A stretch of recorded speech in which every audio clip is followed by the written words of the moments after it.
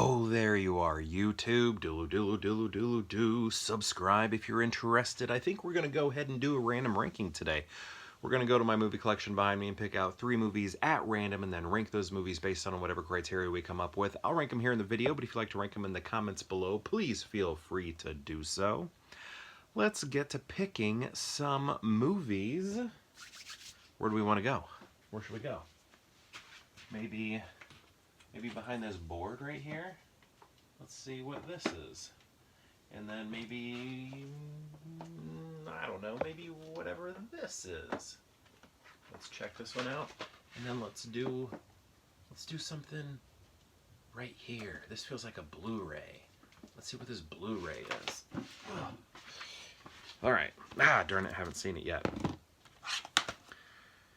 That's funny. Gosh, have I seen Suicide Kings? I can't remember. Have I seen this?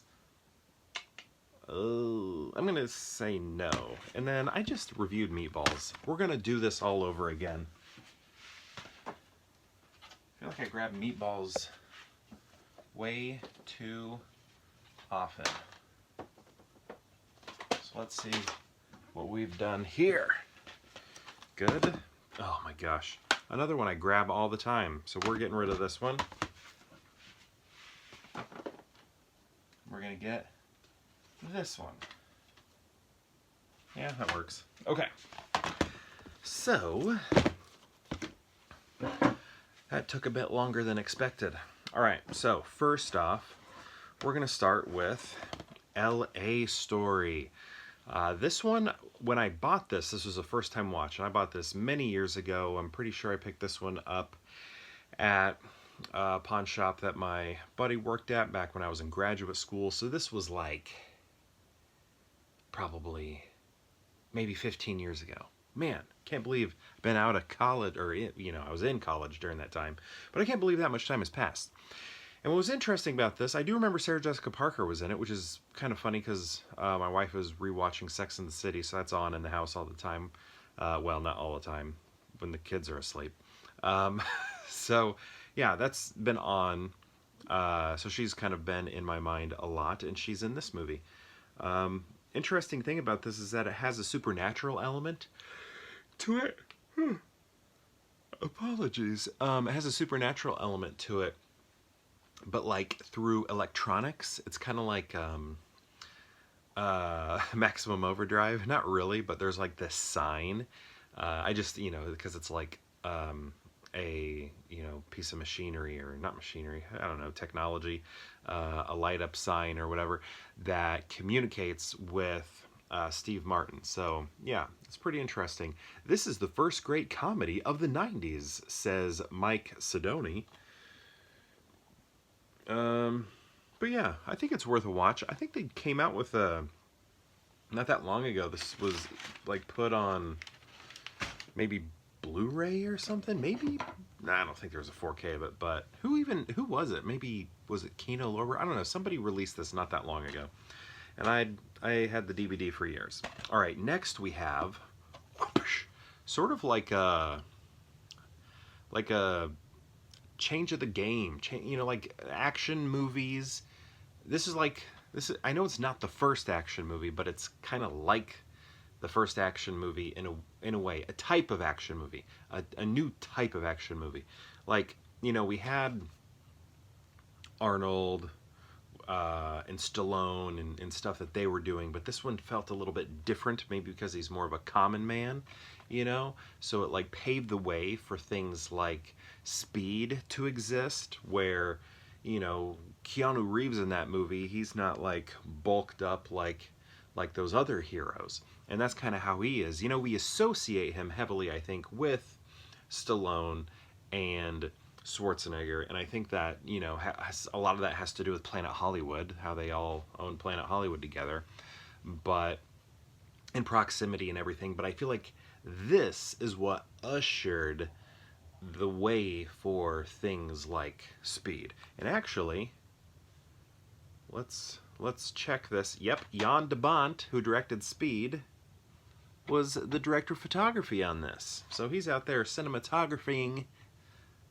this film, and allowing him to make such things as Speed or Twister, which has a sequel-ish coming out called Twisters right now. How many people have seen that? I want to see it because people are really loving it. My wife is a massive Twister fan, such a big fan that she doesn't want to watch the new one because she's like, there should only be one sort of thing, right? And I get that. I understand that. But yeah, this movie's great. Christmas movie also, you know, wonderful around the holidays, which is really nice. They don't really advertise the Christmassy of it here, but I feel like it's pretty strong. You know, a lot of people will say that it's not, and others will say that it is, and I don't know. I think that's a boring conversation. All right. I think it's become boring. It used to be fun, but I mean, it's like an old argument that isn't, I don't know. It's just been around for so long. I find it tired and trite. Next we have High Fidelity. Why couldn't I come up with that? Yeah, I was reading it right there and I still couldn't come up with it. High Fidelity. So yeah, I really like this movie. Jack Black in it is wonderful. I feel like this is one of Jack Black's greatest roles he's supporting, and I really liked it when he was doing supporting roles, where he was kind of just another version of himself all the time. Like very Tenacious D version of himself. I don't know. He's so funny in this. I love him in this. But yeah, I like this movie all around. John Cusack, he's a guy that is broken up with, and then he goes back and tries to figure out why all of his old exes broke up with him, like whose fault was it. You know, he's trying to get closure and all that sort of stuff. So we're going through his past, he's digging through his past. It's really cool. So he loves to rank music and stuff like that, top 5 records, and I think that's cool because that's what we're doing here. We're gonna rank movies, and he loves ranking, so that's awesome. All right, so, I mean, just for that fact alone, it almost makes me want to put it up front, but I don't think I can. I gotta put Die Hard up front.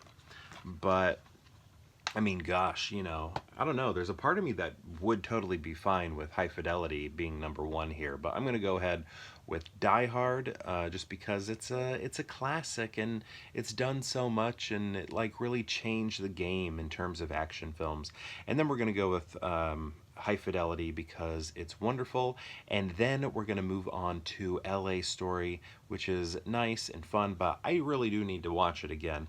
It's been a long time, but I do remember enjoying it as far as I remember, and I like the supernatural element of it because the rest of the movie doesn't feel that way. So it's an exciting part of that movie when stuff like that happens, because it doesn't feel like it belongs, which is cool.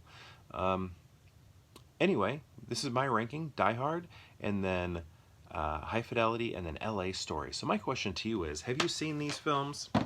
These 3 right here? And if so, what do you think of them? And if you've seen all 3, how would you rank them? I'd love to know. Let me know in the comments below, and perhaps we'll see you tomorrow for more Pure Hangout.